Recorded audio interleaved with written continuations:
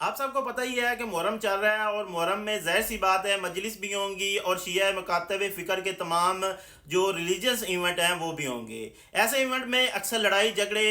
دنگا فساد ان کا خطرہ رہتا ہے۔ دوستو، قانون یہ ہے کہ کوئی بھی شخص کسی بھی مذہب کا اجتماع ہوتا ہے اس کو جا کے ڈسٹرب کرتا ہے تو یہ جرم ہے۔ جیسا کہ ہم 12 ربیع الاول کو نبی پاک صلی اللہ علیہ وسلم کا جشن ولادت منا رہے ہوتے ہیں ڈنکے کی چوٹ کے اوپر، کوئی دوسرا یا تیسرا یا تھرڈ پارٹی کو یہ رائٹ نہیں ہے کہ وہ آ کے جشن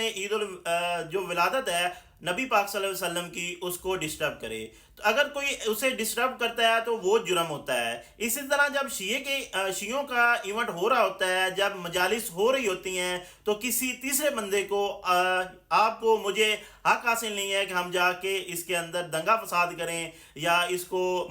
خراب کرنے کی کوشش کریں۔ اگر ہم یہ کرتے ہیں تو ہمارے اوپر پاکستان پینل کوڈ کا سیکشن 496 ہے، 496 ہے، جس کے تحت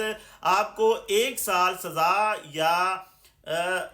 جرمانہ بھی ہو سکتا ہے، یا دونوں بھی ہو سکتے ہیں۔ تو آپ نے یہ بات یاد رکھنی ہے کہ جب آپ کسی مذہب کے یا کسی